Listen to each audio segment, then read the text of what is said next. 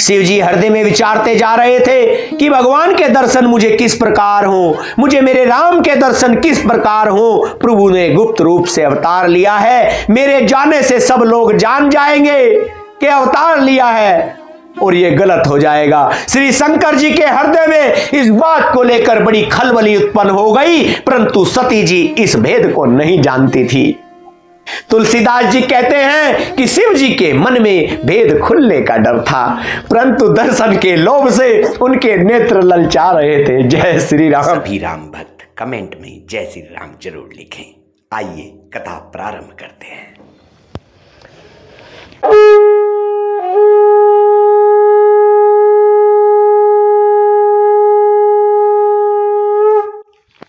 जय श्री राम।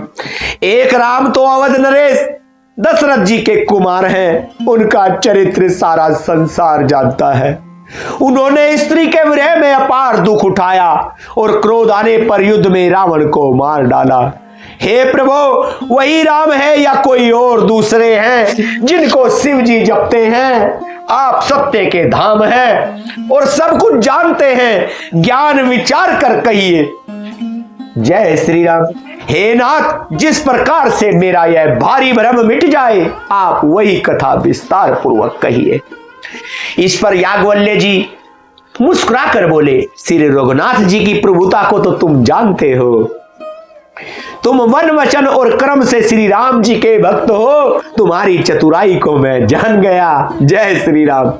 तुम श्री राम जी के रहस्यमय गुणों को सुनना चाहते हो, इसी से तुमने ऐसा प्रश्न किया, मानो बड़े ही मूढ़ हो। जय श्री राम। हे तात, तुम आदर पूर्वक मन लगाकर सुनो। मैं श्री रामचंद्र जी की सुंदर कथा कहता हूं। बड़ा भारी अज्ञान विशाल महिषासुर है और श्री राम जी की कथा उसे नष्ट कर देने वाली भयंकर काली जी है। श्री राम जी की कथा चंद्रमा की किरणों के समान है, जिसे संत रूपी चकोर सदा पान करते हैं, अर्थात सदा सुनते हैं। कौन? जो संत रूपी लोग होते हैं। आप भक्तों, आप, क्योंकि इस समय आप ये कथा सुन रहे हैं तो आप संत रूपी हैं। नहीं तो बहुत लोग हैं इस दुनिया में जिसको इस कथा का पान नहीं मिलता। ऐसा ही संदेह पार्वती जी ने किया था, तब महादेव जी ने विस्तार से उसका उत्तर दिया था। पार्वती जी ने भी यही प्रश्न पूछा था, तो शंकर जी ने, महादेव जी ने, शिव जी ने उनका विस्तार से उनका उत्तर दिया था। मैं अपनी बुद्धि के अनुसार वही उमा और शिव जी का संवाद कहता हूं। मतलब पार्वती जी और शिव जी ने जो कथा कही, आपस में एक दूसरे सुनाई, जो पार्वती जी को शिव जी ने, वह जिस समय और जिस हेतु से हुआ उसे हे मुनि तुम सुनो, तुम्हारा विषाद मिट जाएगा। अब किसके मुंह से चल रही है आगे की कथा? मेरे शिव जी महाराज के। बोल शंकर भगवान की। एक बार त्रेता युग में शिव जी अगस्त्य मुनि के पास गए। उनके साथ जगत जननी भवानी सती जी भी थी। ऋषि ने संपूर्ण जगत के ईश्वर जानकर उनका पूजन किया। जय श्री राम। मुनीश्वर अगस्त्य जी ने राम कथा विस्तार से कही, जिसको महेश्वर ने परम सुख मानकर सुना। फिर ऋषि ने शिव जी से सुंदर हरि भक्ति पूछी और शिव जी ने उनको अधिकारी रहस्य सहित भक्ति का निरूपण किया। श्री रघुनाथ जी के गुणों की कथाएं कहते कहते कुछ दिनों तक शिव जी वहां रहे। फिर मुनि से विदा मांगकर शिव जी दक्ष कुमारी सती जी के साथ घर कैलाश को चले। उन्हीं दिनों पृथ्वी का भार उतारने के लिए श्री हरि ने रघुवंश में अवतार लिया था। वे अविनाशी भगवान उस समय पिता के वचन से राज्य का त्याग करके तपस्वी या साधु वेश में दंडक वन में विचर रहे थे। शिव जी हृदय में विचारते जा रहे थे कि भगवान के दर्शन मुझे किस प्रकार हो, मुझे मेरे राम के दर्शन किस प्रकार हो। प्रभु ने गुप्त रूप से अवतार लिया है, मेरे जाने से सब लोग जान जाएंगे कि अवतार लिया है और ये गलत हो जाएगा। श्री शंकर जी के हृदय में इस बात को लेकर बड़ी खलबली उत्पन्न हो गई, परंतु सती जी इस भेद को नहीं जानती थी। तुलसीदास जी कहते हैं कि शिव जी के मन में भेद खुलने का डर था, परंतु दर्शन के लोभ से उनके नेत्र ललचा रहे थे। जय श्री राम। रावण ने ब्रह्मा जी से अपनी मृत्यु मनुष्य के हाथ से मांगी थी। ब्रह्मा जी के वचनों को प्रभु सत्य करना चाहते थे। मैं जो पास नहीं जाता हूं तो बड़ा पछतावा रह जाएगा, इस प्रकार शिव जी विचार करते थे, परंतु कोई भी युक्ति ठीक नहीं बैठती थी। इस प्रकार महादेव जी चिंता के वश हो गए। उसी समय नीच रावण ने जाकर मारीच का साथ लिया और वह मारीच तुरंत कपट मृग बन गया। मूर्ख रावण ने छल करके सीता जी को हर लिया। उसे श्री रामचंद्र जी के वास्तविक प्रभाव का कुछ भी पता नहीं था। यह कथा कौन कह रहा है? दो ऋषि आपस में ये कथा कह रहे हैं। अभी तो राम जन्म भी नहीं हुआ रामचरितमानस में, लेकिन उन्होंने कहां शुरू की और कैसे कैसे हुआ, इस बारे में विस्तार से सुनिए। मृग को मारकर भाई लक्ष्मण जी सहित श्री हरि आश्रम में आए और उसे खाली देखकर अर्थात वहां सीता जी को ना पाकर उनके नेत्रों में आंसू भर आए। श्री रघुनाथ जी मनुष्यों की भांति विरह से व्याकुल हैं और दोनों भाई वन में सीता जी को खोजते हुए फिर रहे हैं। जिनके कभी कोई संयोग वियोग नहीं है, उनमें प्रत्यक्ष विरह का दुख देखा गया। श्री रघुनाथ जी का चरित्र बड़ा ही विचित्र है। उसको पहुंचे हुए ज्ञानी जन ही जानते हैं। जो मंदबुद्धि है वे तो विशेष रूप से मोह के वश होकर हृदय में कुछ दूसरी ही बात समझ बैठते हैं। जय श्री राम। श्री शिव जी ने उसी अवसर पर श्री राम जी को देखा और उनके हृदय में बहुत भारी आनंद उत्पन्न हुआ। उन शोभा के समुद्र श्री रामचंद्र जी को शिव जी ने नेत्र भर कर देखा, परंतु अवसर ठीक न जानकर परिचय नहीं किया। जगत के पवित्र करने वाले सच्चिदानंद की जय हो, इस प्रकार कहकर कामदेव का नाश करने वाले श्री शिव जी चल पड़े। कृपा निधान शिव जी बार बार आनंद से पुलकित होते हुए सती जी के साथ चले जा रहे हैं। सती जी ने शंकर जी की वह दशा देखी तो उनके मन में बड़ा संदेह उत्पन्न हुआ। वे मन ही मन कहने लगी कि शंकर जी की सारा जगत वंदना करता है, वे जगत के ईश्वर हैं, देवता मनुष्य मुनि सब उनके प्रति सिर नवाते हैं। उन्होंने एक राजपुत्र को सच्चिदानंद परम धाम कहकर प्रणाम किया और उसकी शोभा देखकर वे इतने प्रेम मगन हो गए कि अब तक उनके हृदय में प्रीति रोकने से भी नहीं रुकती। जो ब्रह्म सर्वव्यापक माया रहित अजन्मा अगोचर इच्छा रहित और भेद रहित है और जिसे वेद भी नहीं जानते, क्या वह देह धारण कर मनुष्य हो सकता है?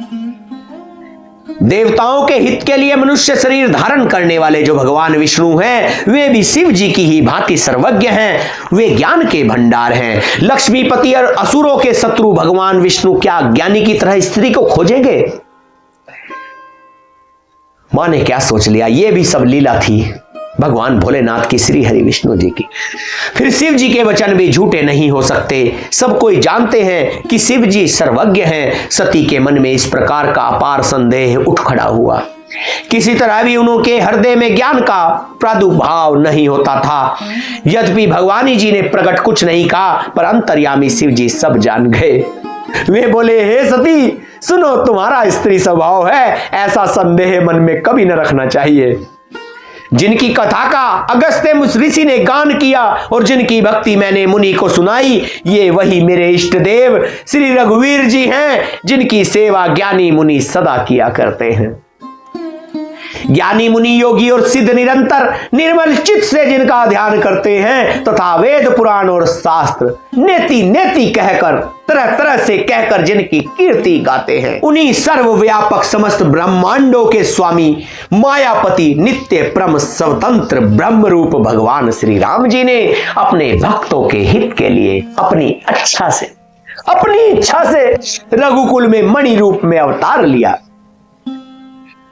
रघुकुल के मणि रूप में अवतार लिया। यद्यपि शिव जी ने बहुत बार समझाया, फिर भी सती जी के हृदय में उनका उपदेश नहीं बैठा।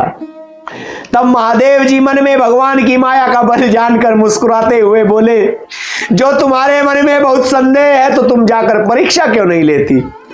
जब तक तुम मेरे पास लौट आओगी तब तक मैं इसी बड़ की छांव में बैठा हूं।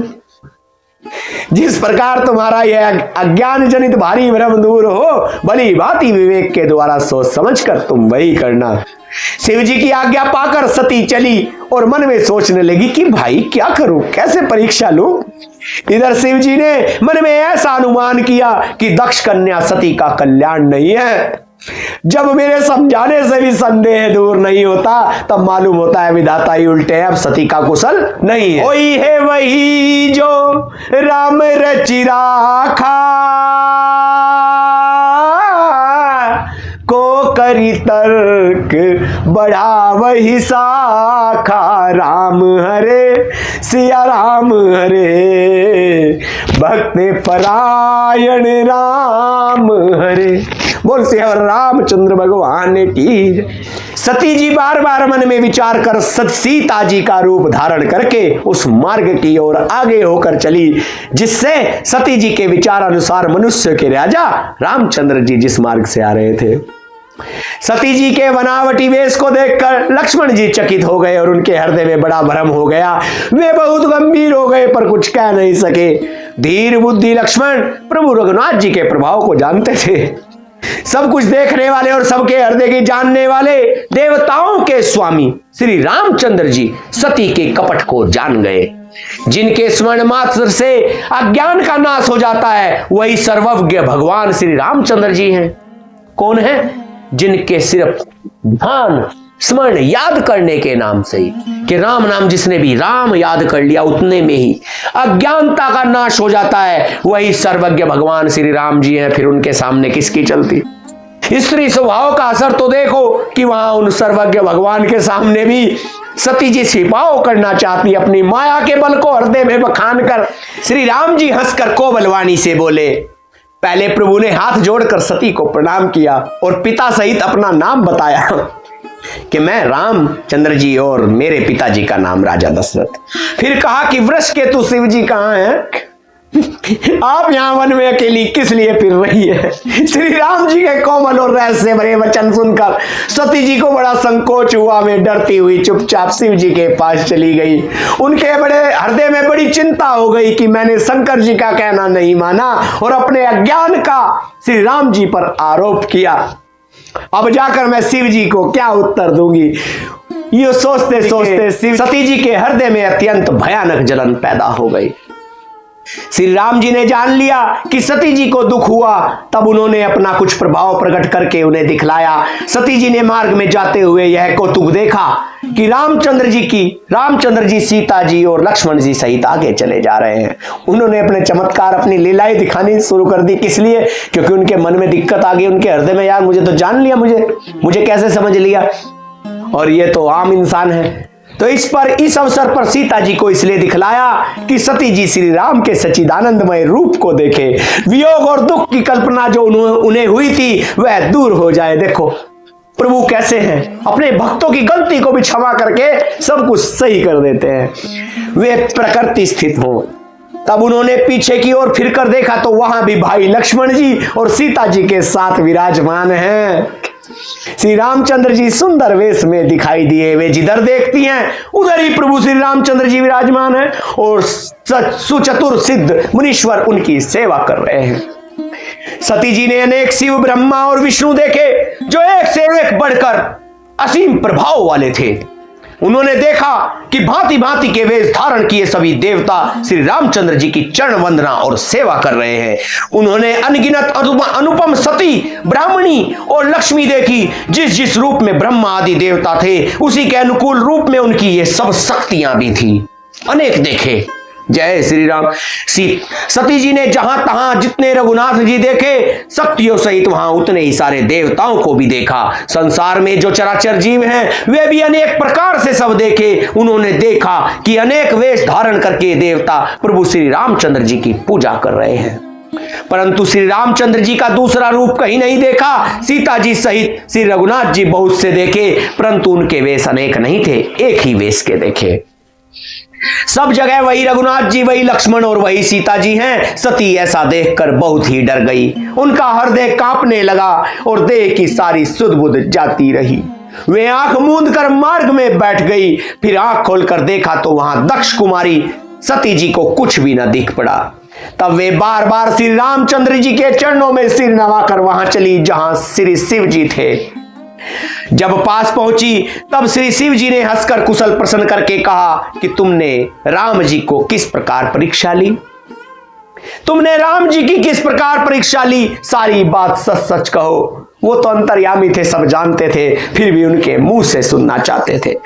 सती जी ने श्री रघुनाथ जी के प्रभाव को समझकर डर के मारे शिव जी से छिपाव किया और कहा, हे स्वामिन, मैंने कुछ भी परीक्षा नहीं ली। वहां जाकर आपकी ही तरह प्रणाम किया। आपने जो कहा वह झूठ नहीं हो सकता। मेरे मन में यह बड़ा विश्वास है। स्त्री ने गलती की और फिर झूठ बोला, लेकिन प्रभु तो सब जानते थे। तब शिव जी ने ध्यान करके देखा और सती जी ने जो चरित्र किया था वह सब जान लिया। फिर श्री रामचंद्र जी की माया को सिर नवाया, जिसने प्रेरणा करके सती के मुंह से भी झूठ कहला दिया। सुजान शिव जी ने मन में विचार किया कि हरि की इच्छा रूपी भावी प्रबल है। तो भक्तों, इसमें स्त्री का ही दोष नहीं है। प्रभु चाहते हैं तो किसी भी मनुष्य से, किसी भी पक्षी से, जानवर से कुछ भी करा सकते हैं, क्योंकि विधाता ने विधि बनाई है और उस विधि से ही यह दुनिया चलेगी। तो उस विधि में वो अपना नाम कभी नहीं करता, ना अच्छे में ना ही बुरे में। बुरा तो कभी करता ही नहीं है, क्योंकि वो जो भी करता है वो अच्छा ही होता है। उसकी रची लीला पहले से है। जय श्री राम। सती जी ने सीता जी का वेश धारण किया। यह जानकर शिव जी के हृदय में बड़ा विषाद हुआ। उन्होंने सोचा, यदि मैं अब सती से प्रीति करूंगा तो भक्ति मार्ग लुप्त हो जाता है, क्योंकि मेरे प्रभु तो राम हैं। और बड़ा अन्याय होता है कि मेरे प्रभु जिसके सामने झुक गए, अब मैं भी उसके सामने, वो भी मेरी माता की जैसी ही हो गई। अपनी पत्नी सती जी को क्या कहते हैं कि वो माता रूप हो गई। सती परम पवित्र है, इसलिए इन्हें छोड़ते भी नहीं बनता, और प्रेम करने में बड़ा पाप है। प्रकट करके महादेव जी कुछ भी नहीं कहते, परंतु उनके हृदय में बड़ा संताप है। तब शिव जी ने प्रभु श्री रामचंद्र के चरण कमलों में सिर नवाया और श्री राम जी का स्मरण करते ही उनके मन में यह आया कि सती के इस शरीर से मेरी पति पत्नी रूप में भेंट नहीं हो सकती। और शिव जी ने अपने मन में यह संकल्प कर लिया। स्थिर बुद्धि शंकर जी ऐसा विचार कर श्री रघुनाथ जी का स्मरण करते हुए अपने घर कैलाश को चले। चलते समय सुंदर आकाशवाणी हुई कि हे महेश, आपकी जय हो, आपकी भक्ति की अच्छी दृढ़ता की। आपने भक्ति की अच्छी दृढ़ता की। आपको छोड़कर दूसरा कौन ऐसी प्रतिज्ञा कर सकता है? आप श्री रामचंद्र जी के भक्त हैं, समर्थ हैं और भगवान हैं। इस आकाशवाणी को सुनकर सती जी के मन में चिंता हुई और उन्होंने सकुचाते हुए शिव जी से पूछा, हे कृपालु, कहिए आपने कौन सी प्रतिज्ञा की है? हे प्रभु, आप सत्य के धाम और दीन दयालु हैं। यद्यपि सती जी ने बहुत प्रकार से पूछा, परंतु त्रिपुरारी शिव जी ने कुछ न कहा। सती जी ने हृदय में अनुमान किया कि सर्वज्ञ शिव जी सब जान गए। मैंने शिव जी से कपट किया। स्त्री स्वभाव से ही मूर्ख और बेसमझ होती है। प्रीति की सुंदर रीति देखिए कि जल भी दूध के साथ मिलकर दूध के समान बिक जाता है, परंतु फिर कपट रूपी खटाई पड़ते ही पानी अलग हो जाता है, अर्थात दूध फट जाता है और स्वाद प्रेम जाता रहता है।